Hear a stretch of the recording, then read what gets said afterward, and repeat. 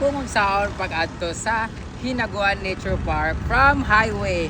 Tungod kay dagan kay kapangutan na kung unsa daw kalayo og asa agion ang among Hinaguan Nature Park. So karon andito tayo ngayon sa may Gilisong Highway kung saan dito kayo bababa papasok doon sa aming lugar. At may nakalagay dito Hinaguan Nature Park 1 kilometer away. So at sa likod ko ay merong isang resort kung saan ito yung landmark ninyo ang Springview Resort, isa sa mga sikat na resort dito sa Amua, sa Sulana, sa Misamis Oriental.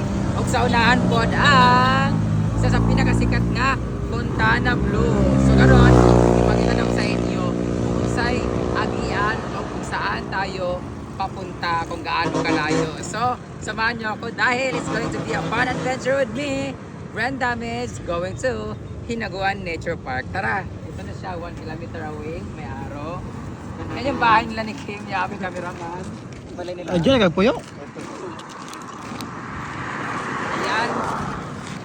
Dito din, sa may tulay lang na siya. Yan, yung tulay na nakikita nyo dyan. Yan yung tulay dito sa Sulana. Yun yung pinaka-landmark nyo. At alam nyo ba, sa papasukan natin, ang dami din ditong resort. So makita nyo yung Springview Resort, meron din Laga Pool. From here, kung magsakay mo kaya ka nang sa may service, hindi na mo kang naman. Siguro magsakay mo naman laman. Kita mag-drive. G4. Up! Ang ano niya, bearing na to. Guys, Britney, nasa motor. Oo, pero magastusa pa sa tana, yawa ka. I-vlog sabi para maluoy sila tatwa. Gas, ayun guys. So na-disgrasya po si Britney guys. Kawawa naman si Britney na ano po siya na ano ng motor.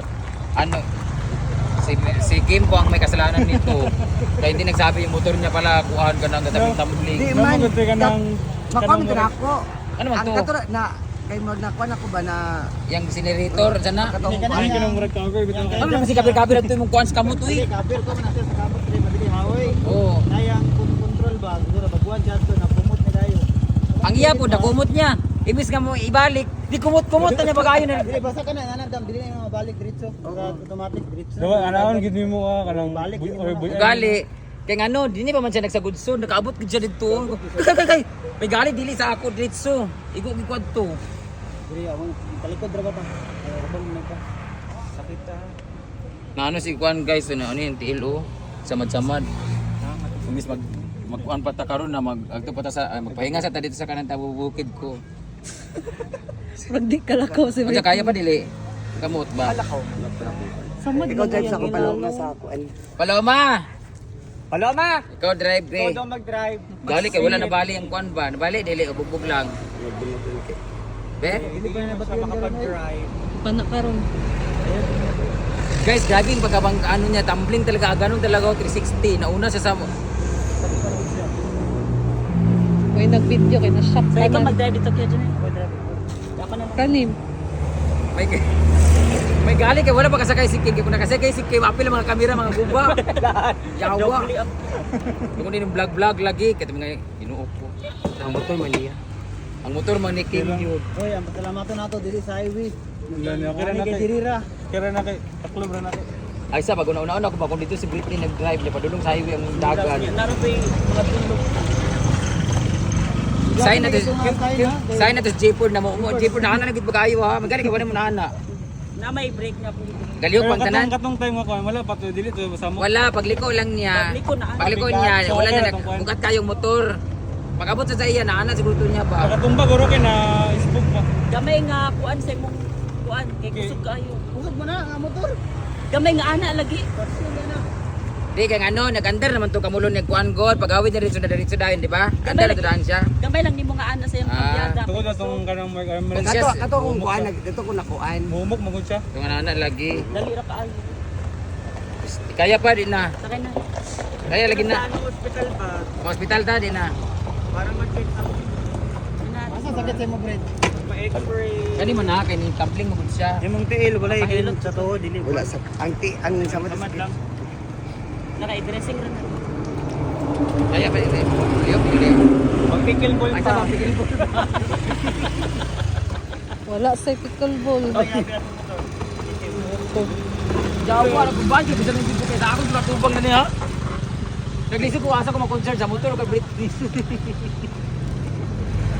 Ay, sa ko magsakay. Daan, DJ4. Ay, dito kay Paloma, kay Paloma. Isa na kay Neil. Anak kanil, kani kang Britney. Si Britney, ama kasakay, Brent. Paloma. Saan magsakay ikaw? Paloma. Kadto po tayo mo. Ikaw diya, Brett. Ano na lang ko. Maghabal-habal. Pero sakay na lang kato kang kuan diyan kang Guys, hindi talaga natin malalaman ang disgrasya. Kanan siguro. Upat man to ila.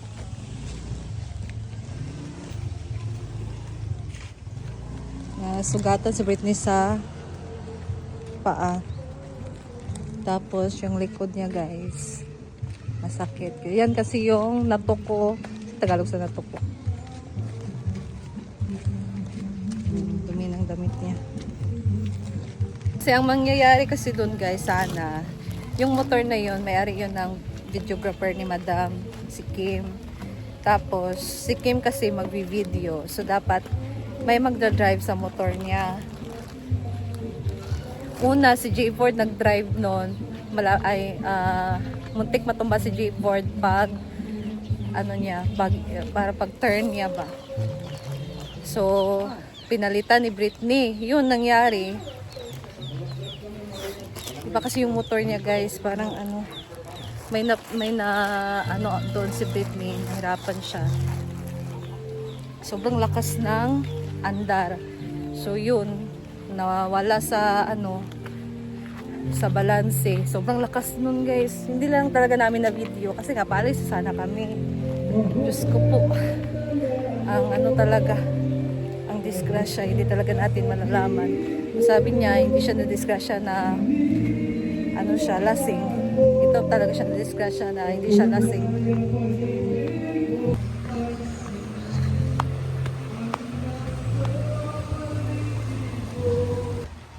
Ayan, guys, si Britney, masakit ang kanyang likod. Ito nangyari sa likod niya, guys.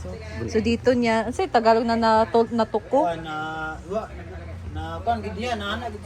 Ito yung niya. So parang masakit. Kailangan yan i-x-ray. Yung ulo niya, guys, medyo na naman niya. Puti na lang, hindi sa highway talaga yun nangyari. Tapos yung paa lang niya, yan yung nasugatan. Ginawa daw, Brit. Yara ang sakit. Yung tail, wala. Bunog ba? Wala yung sakit nga bunog sa tail. Ito lang yung sugat. Tapos dito, masakit sa kanyang likod. Bao kang ugasa sa inako. Okay lang kaya si Britney. Kailangan magpa-x-ray. Wala ko na-discussion sa akong motor. Hala.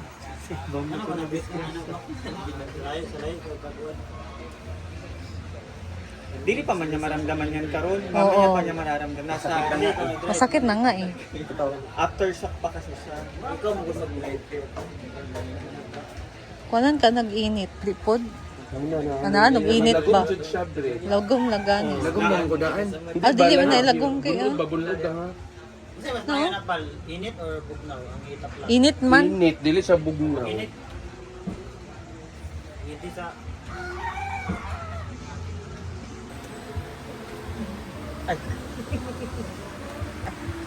Si Gifford yung una, guys, muntik din siya natumba. Ang nakumbas yan. Parang nasalo ni Britney. Yung ni J4. Huwag mong buhusan si Britney Ting. Ay. Napatuloy lang Pamang ka, di ba ginaog ka? Gikuha na Britney? Oh. Anak ko na Britney yan to. Sakay niya. Diretso. Teknik si J-Port ato na matabunan sa motor kay gamay kayo. Nagdako yung damit. Mas dako o siya kung siya. Pasalamat talaga tayo, guys, no, na hindi sa highway yung nangyari kasi